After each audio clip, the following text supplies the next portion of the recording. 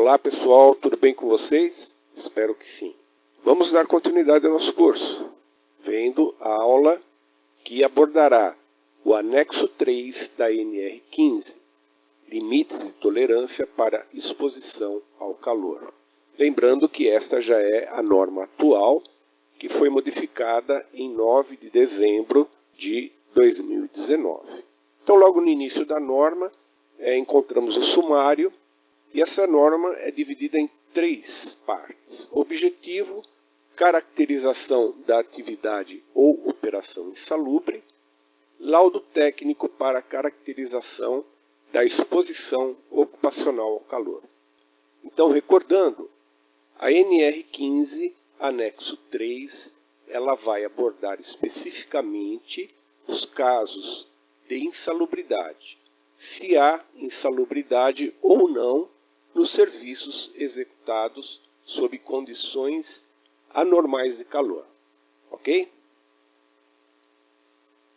Objetivos. O objetivo deste anexo é estabelecer critérios para caracterizar as atividades ou operações insalubres decorrentes da exposição ocupacional ao calor em ambientes fechados ou ambientes com fonte artificial de calor.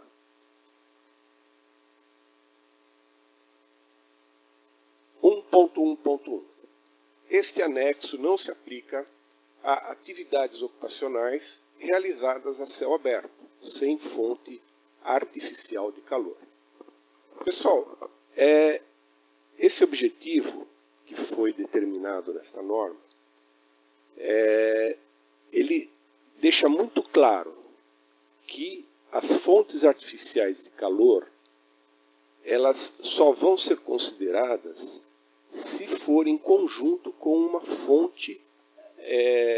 Pessoal, esses objetivos, eles estão servindo para deixar bem claro que essa norma ela só vai cuidar de fonte artificial de calor, ou seja, algum equipamento, né, que vai gerar uma condição de calor. Ela é muito clara também que não vai ser aplicada a atividades realizadas a céu aberto sem fonte artificial de calor. O que acontecia na antiga NR15, ela não era clara com esse ponto. Então, muitos funcionários que trabalhavam a céu aberto entraram com processo judicial e eles vinham ganhando o direito também de receber insalubridade por calor. Então, essa norma, só com esses objetivos traçados, ela elimina por completo, né, a possibilidade desse trabalhador requerer insalubridade pelo agente calor. Tá bom? Então, é uma nova determinação, lembrando que a NR é o que vai determinar as causas trabalhistas. Então, vai ficar muito difícil, né, impossível, né, o trabalhador conseguir insalubridade só pelo fato de trabalhar exposto ao calor. As áreas mais prejudicadas, né, com esses objetivos traçados foi, sem dúvida, a construção civil e os agronegócios, né? Então, essas duas, é lógico que tem mais, mas essas duas realmente foram as mais afetadas. Tá bom, pessoal? O item 2, caracterização da atividade ou operação insalubre.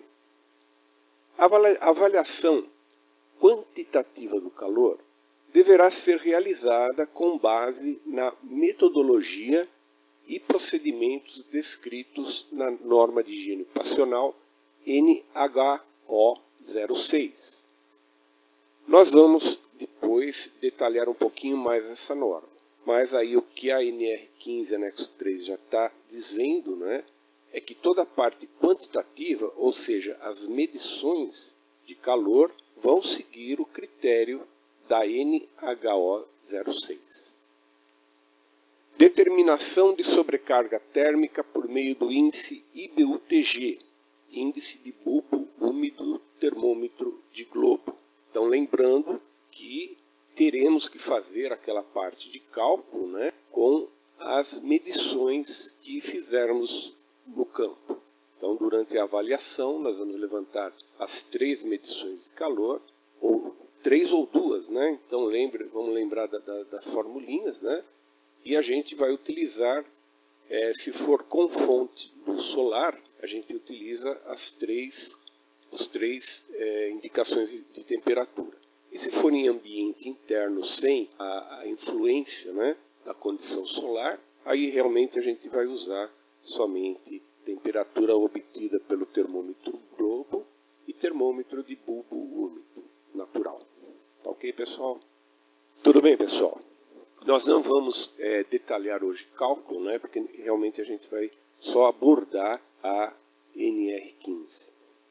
Equipamentos de medição e formas de montagem, posicionamento e procedimentos de uso dos mesmos nos locais avaliados. Procedimento quanto à conduta do avaliador. Medições e cálculos, né? Então, esses itens eles estão condicionados a NHO06. Então, logicamente, para a gente fazer uma análise de calor, nós vamos ter que também recorrer a NHO06. Tudo bem até aqui, pessoal? O item 2.2, taxa metabólica, está dizendo o seguinte, né, que a taxa metabólica deve ser estimada com base na comparação da atividade realizada pelo trabalhador com as opções apresentadas no quadro 2 desta norma. Então aqui eu peguei um pedacinho da tabela, né, do quadro 2. Então a gente tem uma coluna relacionando as atividades e na outra coluna a taxa metabólica. A norma ela é completa, são várias situações, mas aqui é só para a gente entender a metodologia. Então é observando, né, a atividade do trabalhador que iremos adotar o valor da taxa metabólica, sempre procurando aquela que mais condiz com o que estamos vendo. Então, essa análise tem que ser feita com base na atividade e na observação da função, né, do trabalhador executando a sua tarefa. Caso uma atividade específica não esteja apresentada no quadro 2 deste anexo, o valor da taxa metabólica deverá ser obtido por associação com atividade similar do referido quadro. Então, se a gente não encontrar, de repente, aquela atividade que a gente está observando não for exatamente igual que está descrito na tabela, nós vamos ter que optar por aquela que é mais parecida, ou aonde se encaixa melhor.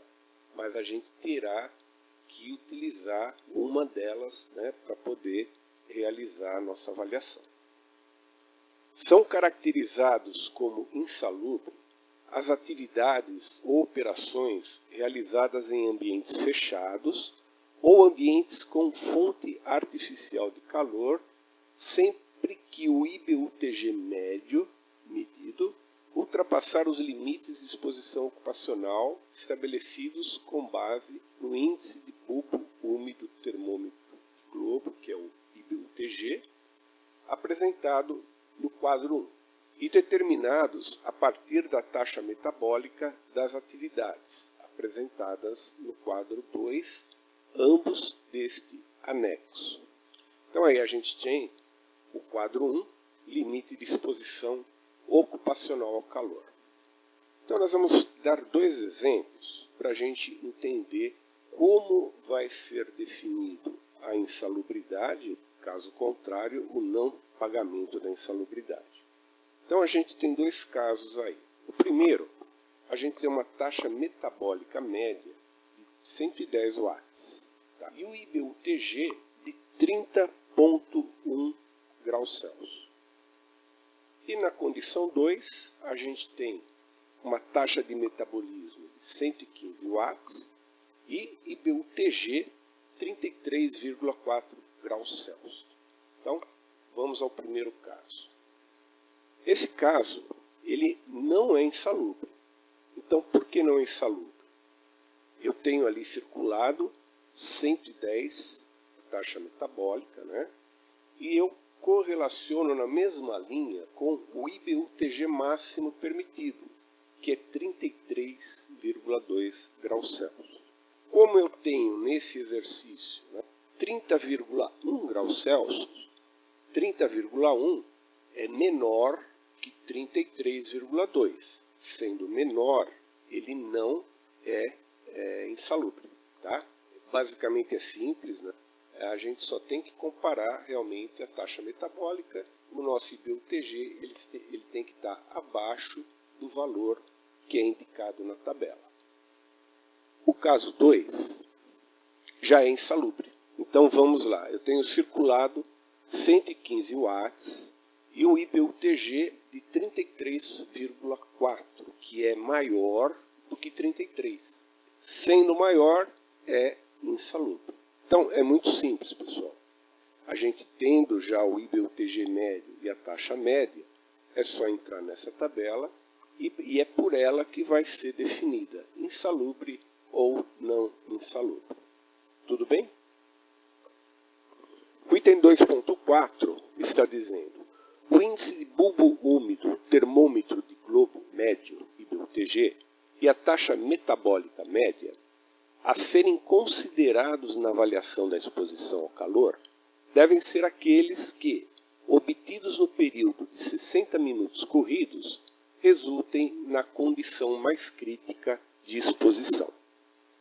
Então, a avaliação por calor sempre deve considerar os piores 60 minutos da jornada de trabalho, ou seja, os 60 minutos em que as condições são mais severas em relação ao calor. Tranquilo? 2.4.1.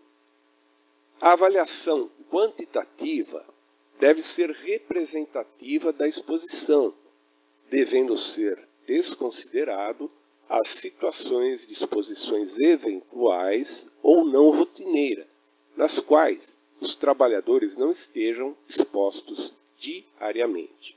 Bem, o que quer dizer esse item? Que a gente tem que descartar as tarefas que são realizadas esporadicamente, tipo uma vez por semana, quinzenalmente, né? E por um período de tempo pequeno, 15 minutos, 40 minutos, em alguns casos, até se for maior que 60 minutos. Mas lembrando, desde que seja uma operação que ele faz de vez em quando, pois, senão, a avaliação seria feita em cima de parâmetros que não mostrariam a realidade. Tá, pessoal?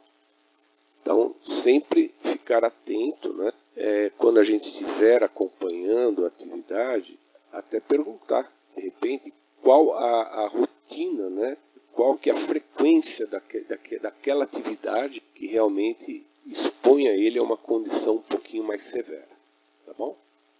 O 2.5. Os limites de exposição ocupacional ao calor estão apresentados no quadro 1 deste anexo para os diferentes valores da taxa metabólica média. Nós já vimos isso, tá? 2.6.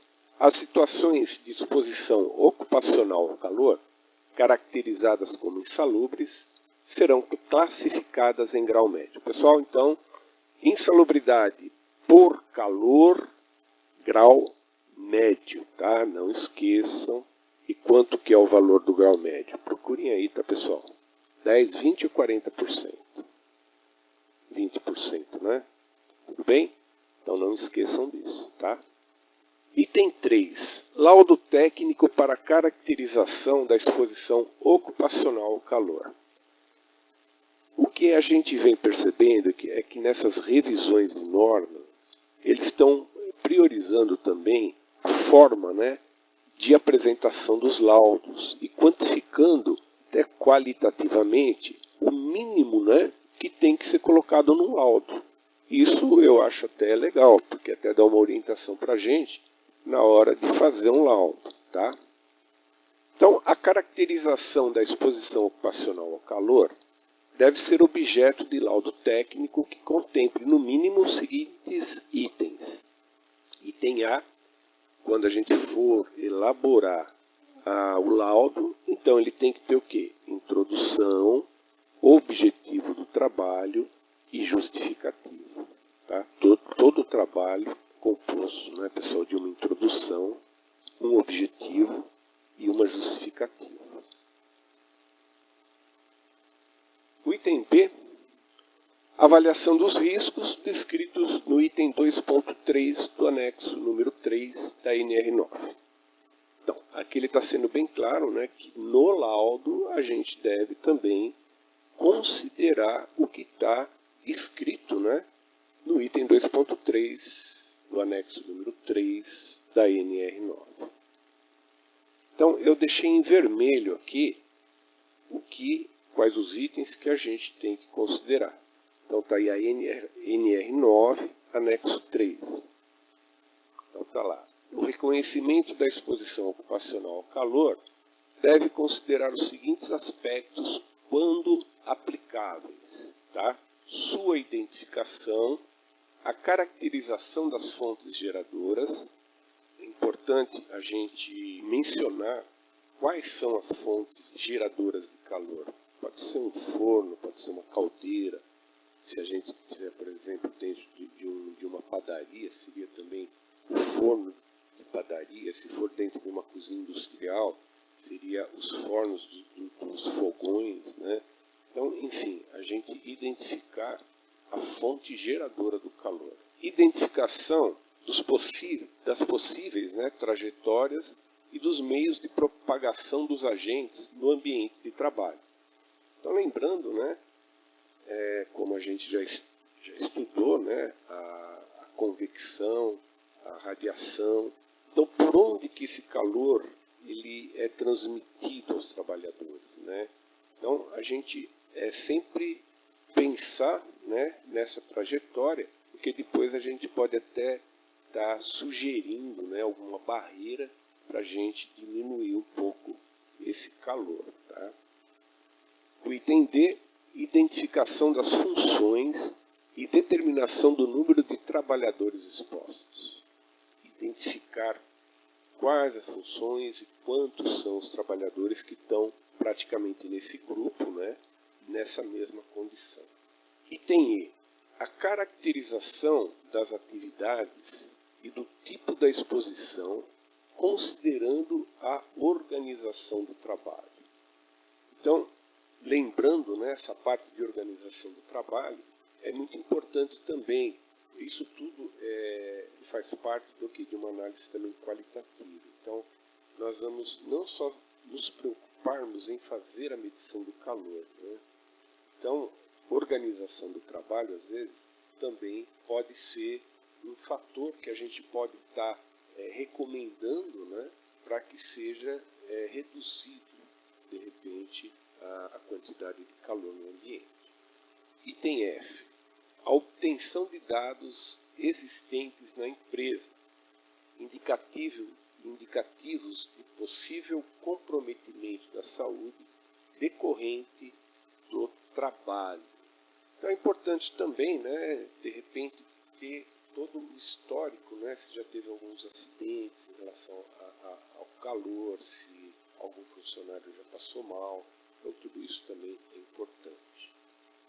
Os possíveis danos à saúde relacionados aos riscos identificados disponíveis na literatura técnica. Então a gente também já viu, e é sempre importante, né, a gente associar quais os danos à saúde que vão ocorrer com relação a uma exposição elevada ao calor.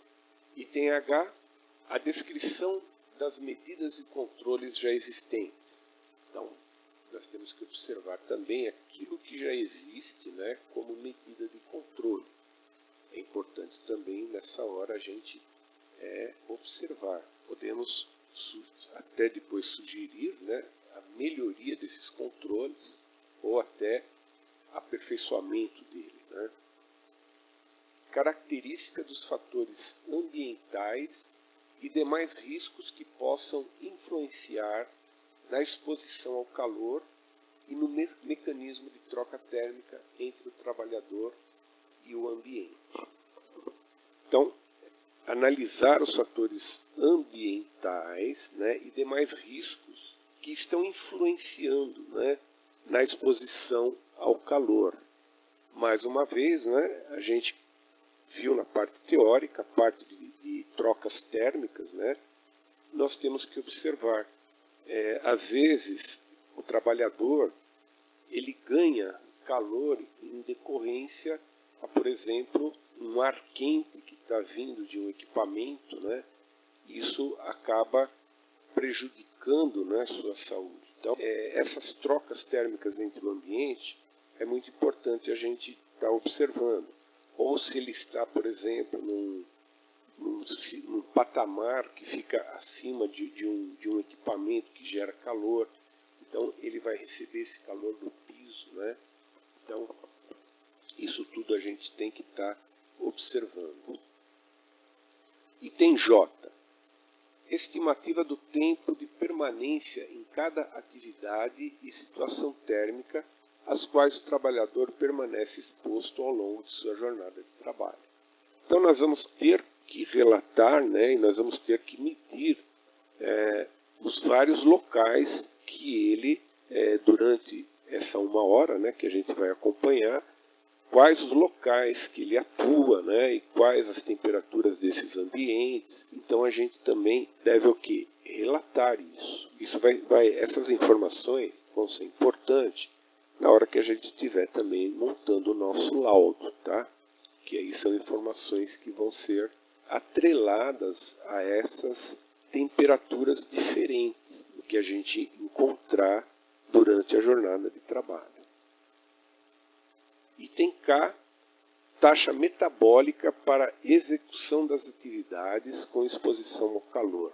Então, para cada ambiente que ele muda, também a atividade metabólica dele também provavelmente mudará. Então, também a gente tem que determinar para cada situação qual é a taxa metabólica. Então, tudo isso anotado, né, relatado bem direitinho, para depois a gente não se perder e ter as informações para se fazer, né, toda a análise do calor e, consequentemente, a composição do laudo. E, finalmente, registros disponíveis sobre a exposição ocupacional do calor. É tentar procurar levantar tudo que for de registros, né, que já existem com relação ao calor. Bom, lembrando, pessoal, que esses itens, né, eles fazem parte do anexo 3 da NR9, tá? Obviamente, vão ser levadas em consideração e têm que ser incluídas, né, no laudo que a gente vai compor. Tudo bem até aqui, pessoal? Bom, voltando então na nossa NR15 anexo 3, o item C, descrição da metodologia e critério de avaliação, incluindo locais, datas e horários das medições. É o que eu sempre digo, organização. Quando estivermos, né, fazendo um levantamento, temos que estar preparados já com uma planilha, já tudo isso antecipado, né? Vamos descrever como foi adotada a metodologia, né? As datas que foram feitas as medições de temperatura, incluindo locais, né? De repente ele trabalha em vários locais naquele período, então tem que ser bem registrado, bem marcado, tá, pessoal? Item D, especificação, identificação dos aparelhos de medição utilizados e respectivos certificados de calibração, conforme a exigência, né, da NHO 06, quando utilizado o medidor de IBUTG, que vão ser, né, a maioria dos casos. Então temos que marcar o quê? O modelo do medidor, né, do estresse de calor do aparelho, o número de série, né, o fabricante e, muito importante, né, temos que ter o certificado de calibração, tá, conforme é exigido pela NHO 06. O item E, avaliação dos resultados. Então, obviamente, nós vamos ter que mostrar, né, a avaliação, né, dos resultados que nós obtivemos na nossa avaliação. Item F, descrição e avaliação de medidas de controle eventualmente já adotadas. Lembra que a gente, né, no item anterior, estava lá para a gente verificar o que já tem de medida de controle.